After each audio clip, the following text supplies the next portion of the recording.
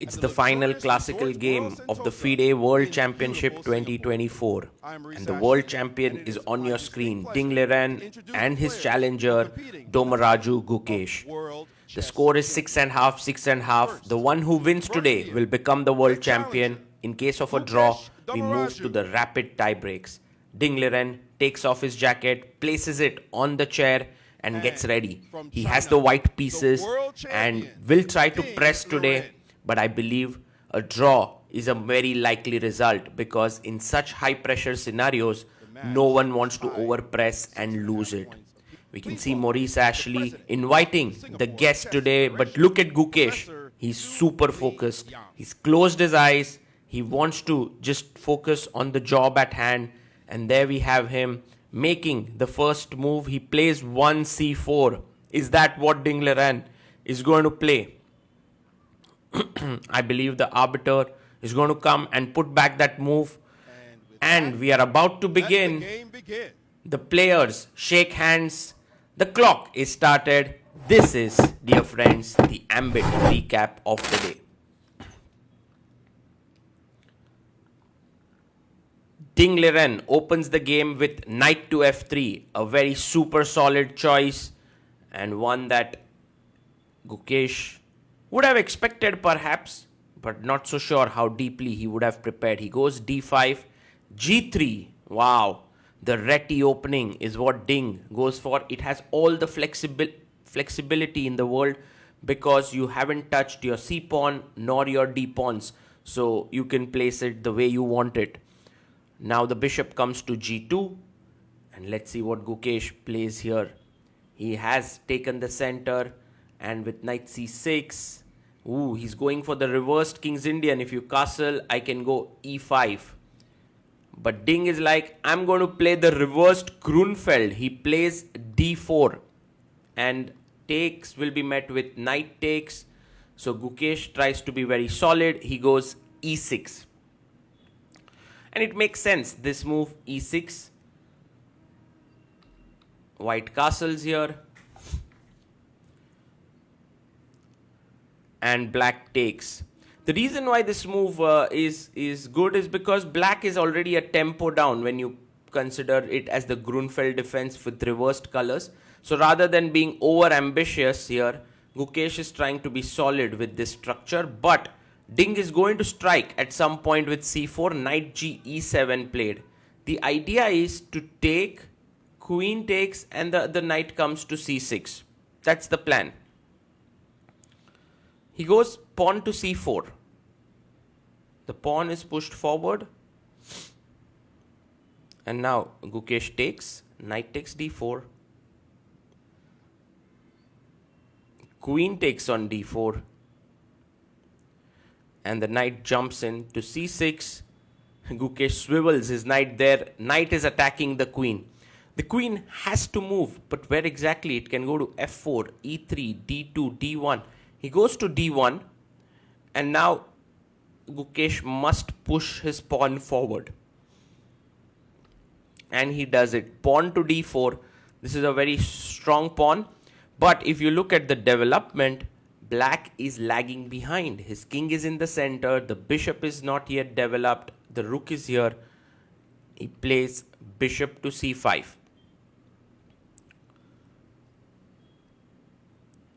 And now the d4 pawn is under pressure. He takes it. Pawn takes d4.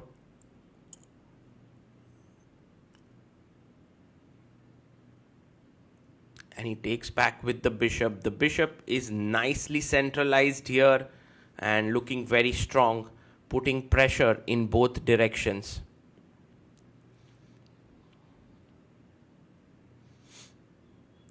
The knight comes out to c3.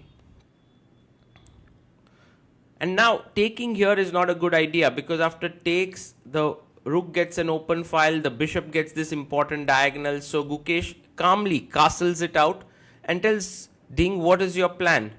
And Ding does jump to b5. Now e5 would be a nice move here and a very strong one because if you take, I take back with the pawn. Looks pretty good here. But Gukesh comes back to b6. And now white can actually start to press a bit with queen e2. Let's suppose e5, rook d1, queen f6, and bishop e3. And this position is very pleasant for white. In fact, Gukesh would be putting a lot of pressure here on Ding after bishop b, after queen. Ding would be putting a lot of pressure on Gukesh after queen e2 and rook d1. Well, right now we see Gukesh getting up from the chair, Ding coming back in, and now playing his pawn to b3. Maybe not the most accurate. Well, he wants to maybe get his bishop out to a3. a6 is played. There was a tactic with bishop f2, king f2, queen f6 trying to win here, but after bishop f4, e5 and king g1, white would be doing very well. So b3, a6. The knight comes back to c3. And now Gukesh, what is his move going to be? He goes bishop d4, attacking the knight on c3. Queen comes to c2. Oh, he goes bishop b2. He doesn't play his queen here. He goes bishop b2, defends here. And e5. Gukesh has now centralized his bishop, but in that process, he is giving up the d5 square here. Bishop to e6. So slowly and steadily you can see the black pieces coming into good squares. The knight jumps in to the center, knight to d5.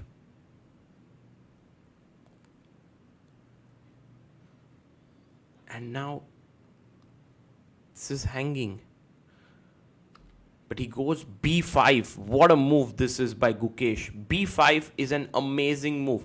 So you could have played even a little bit calmly. You could have taken here, maybe tried to bring your knight in, although f4 is quite irritating there. But b5 just destabilizes the knight on d5. He takes the pawn, which is not particularly a great idea. But I think Ding has found a way to equalize the position. His idea now after ab5 is to move the knight away, attack the knight here. Yes, knight to f4. Nice move played. And now c6 is hanging. Knight takes e6. Is threatened. Well, he plays e takes f4.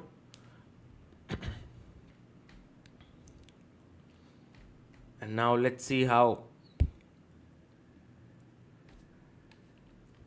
bishop takes c6, attacking the rook. And Gukesh takes on b2. We are having mass exchanges here in the position. So it is slowly and steadily heading towards a draw. And tie breaks look very likely. Rook comes to b8. And the plan now is to play your queen up here.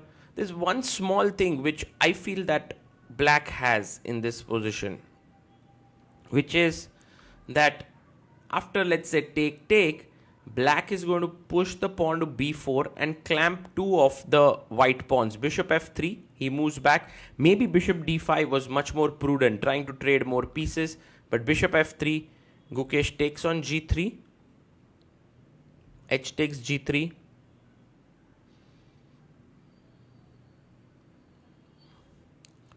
And now pawn to b4. So there's a slight pressure here. Nothing much, nothing serious, but one pawn sort of clamps the two pawns and Ding immediately wants to unravel. He's like, I don't want to keep waiting with you, Gukesh, trying to put pressure. B takes a3.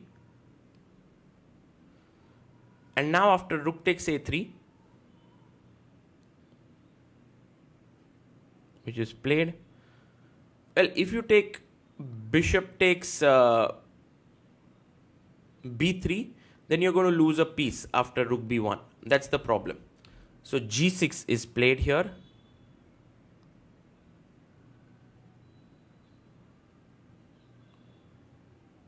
And the queen comes up to d4. So Ding is like super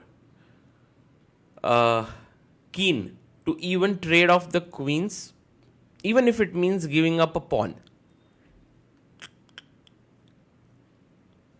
Pawn comes up to b4 and Gukesh finally says, okay, thank you for the pawn, I'm taking it.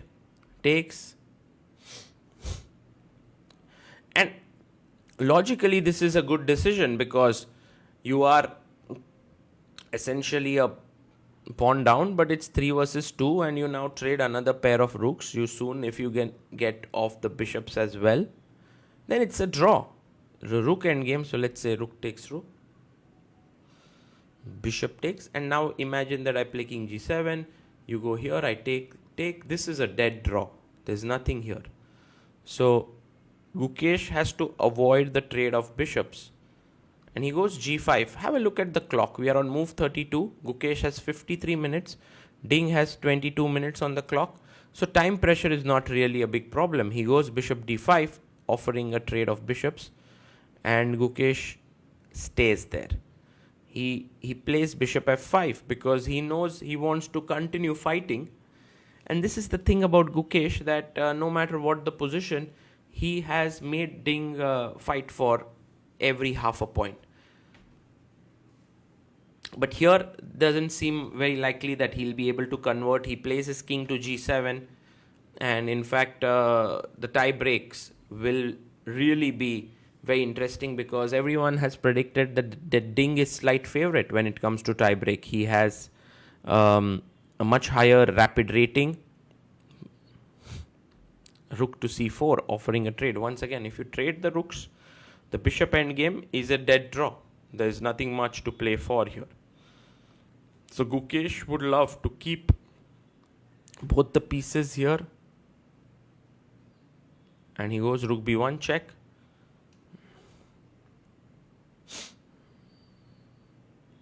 And let's see what Ding Liren continues with.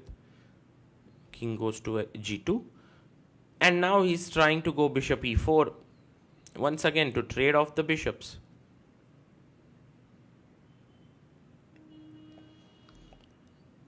Rook e1.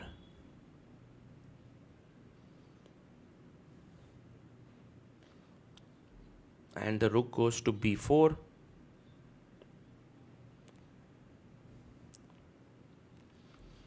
h5 has been played here with the idea maybe at some point to go h4, but I think what Gukesh is aiming for is g4, f5, king h6, king g5 and h4. So he has a long-term plan in mind and he'll try to execute it. Not so sure if he'll be successful here, but at least you keep playing. Also, the tie break is just the next day. So if you're able to play a long game, by the way, 40 moves are done. So Ding Liren gets 30 more minutes on the clock. He's 38 minutes on the clock, but Gukesh has 1 hour 12 minutes. King h6 and Gukesh gets up. Ding comes back in.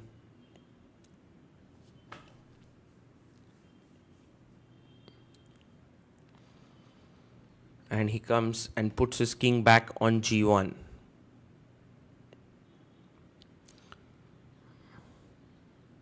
I'm a little bit in awe of how Gukesh is playing here because, you know, most of the players would already have lost the intent to play on. You know, they would continue, but not with this laser sharp focus that Gukesh is showing. Pawn to g4. I think this would be one of the strategies of Gukesh before the World Championship match, that let's fight till the bitter end in every single game.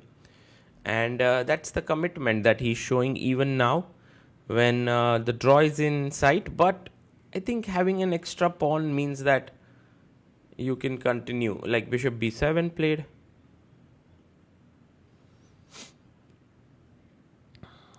And now the king comes up to g5.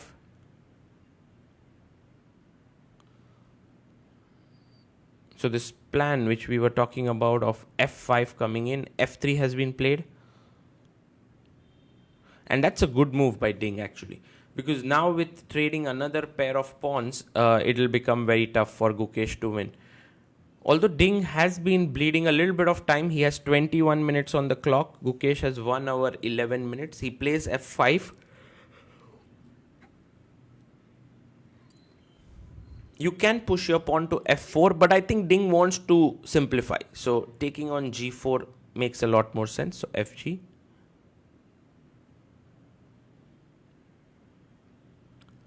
He takes back at g4.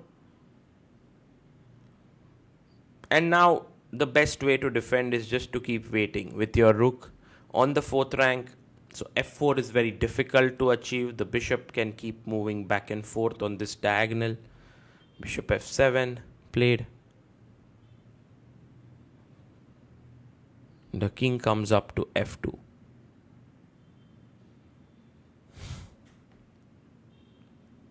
He gives a check. At this point, we have tickets of the tiebreak that have gone live. So many people can go and check them out and buy them. And I think in 7 minutes, we have sold almost all the tickets, because the tie breaks, very likely king goes back to f6. Rook check.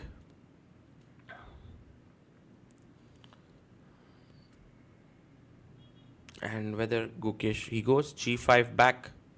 And I think Ding will come back to b4. Yes, he's not going to allow pawn to push. He's at 16 minutes on the clock. Gukesh keeping an hour, more than an hour on the clock. Bishop e6 played. Rook a4.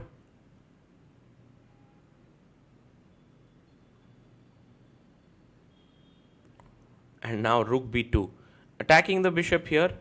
Well, if you move your bishop here to c6, that would be nice. But bishop a8, also a nice move. Just putting the bishop in the corner of the board. The only thing is the bishop now can move only on this diagonal, king f6. Not that it matters much. Rook f4 played by Ding. Another good move. And let's see what Gukesh plays here. He goes king e5. Ding takes a sip of water. 9 minutes on the clock for the remaining game. Gukesh has 1 hour 7 minutes. He plays rook f2. And it's a huge blunder. It's a huge blunder. Let's look at Gukesh's expressions here. Look at him. He zones in. He can't believe. He can't believe what has happened here. He moves in. He's like, what? Ding, did you really play this? Guys, the winning idea is to take the rook and put the bishop on d5. And look at Gukesh. He's seen it. He can't believe it. The world championship is moments away. Because if he wins this, he becomes the world champion. He tries to focus here. And now takes the rook. Rook takes f2. And Ding knows he's blundered. Look at Ding there. Bishop d5 played, offering a trade of bishops there. He looks at Ding. And now a bishop trade cannot be avoided. That is the main problem of having the bishop there. And this is a lost king and pawn endgame. Unbelievable turnaround. We'll have to refund the tickets for sure, because this is over. Look at Ding there. He's lost it. Gukesh gets up and starts walking around, just like his typical walk that he does. King comes up to e3, but this is over. King will come to e5. And he will push back the white king here. For example, if king f2, king d4, king e2, king here, king here, king here. And when you push him back, you're simply going to win this pawn. And there you have it. Ding Liren has lost. Gukesh can't believe what has just happened here. This is the ultimate moment of the World Championship. Ding Liren is going to throw in the towel here. He pauses the clock. He resigns the game. Gukesh is the world champion. Look at Ding congratulating him. Look at Gukesh. He's smiling. He can't believe he's become the world champion here. It's absolutely stunning moment in the history of chess, because not only has Gukesh become the world champion, Ding moves out, but Gukesh has become the youngest world champion ever at the age of 18 years only. And he looks up at God. Thanks, the Almighty. The arbiter wants to shake hands with Gukesh, but Gukesh is in his own world. He's laughing, he's crying, he has all emotions flowing out. He's so happy, but he also remembers all the hard work put in, all the nervous tension and energy that he went through. And you never see Gukesh with so many emotions. He is generally so stoic. Look at that smile on his face. The crying there. Wow, this might well be one of the most beautiful celebrations after becoming the world champion as he puts back his opponent's pieces. This is what he learned as a little kid, to set up the chessboard. But this time, it's just so much more special. Arkady Dvorkovich, the FIDE president, comes and shakes hands with him. And Gukesh now starts to set up his pieces there as all the journalists join in to take a shot of him. And there we have Maria Emelianova shooting him, taking a nice little shot there. And Gukesh placing the pieces, everyone congratulating him. And that final act, just kind of pays his respect to the chessboard, which has given him so much, and puts back his player card. Maybe one of the most amazing moments in chess history, and raises his hands in victory. Domaraju Gukesh is the world champion. He's now going to move out and meet his team. As he moves out of the playing hall, everyone follows him, but he wants to meet his dad. There you have it. Gukesh comes out and his dad Rajnikant waiting for him as they hug.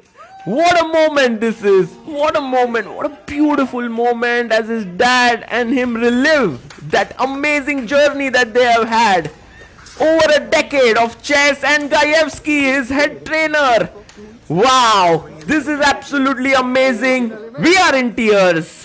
And you can check out more videos of this final moments on ChessBase India. But for now, we'll leave you with this. Domaraju Gukesh is the world champion, and we couldn't be more happy.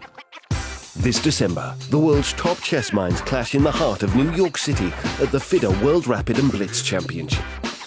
Witness world number one Magnus Carlsen and other stars from across the globe. Rapid and Blitz, chess in its most thrilling form, unpredictable and unforgettable. Fast moves, tactics and blunders, and moments that will keep you on the edge of your seat. Witness the pinnacle of chess excitement. Get your tickets now at worldrapidandblitz.fide.com.